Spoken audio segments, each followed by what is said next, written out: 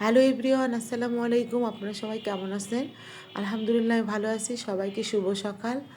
তো আজকে হচ্ছে একদম সকালবেলা উঠছি, আমার অনেক বেশি ক্ষুধা লেগেছিল, যেহেতু গতকাল রাতে তাড়াতাড়ি ঘুমিয়ে পড়েছিলাম। আমার হচ্ছে খাওয়া হয়নি তেমন কিছু।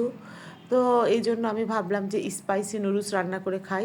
তো আমার কাছে মনে হলো যে স্পাইসি নুডলসটাই আমার কাছে ভালো লাগে। আমার কাছে অন্য নুডলস তেমন একটা ভালো লাগে না। তারপর আমি খুব একটা অনেক বেশি খেতে পারি না, অল্প স্বল্পই আমি খাই। তো এই যে হচ্ছে স্পাইসি নুডলস অনেকের পছন্দ, আবার অনেকের না। আমার অনেক বেশি পছন্দ, আমি যতটুকুই খাই না কেন। তো আমি এই যে পুরা ডিম, মানে এই যে অনেকে ফেটে ডিম দেয়, আমি হচ্ছে পুরা দিয়ে দিই। কারণ আমার কাছে মানে গোটাল গোটাল ডিম ভালো লাগে।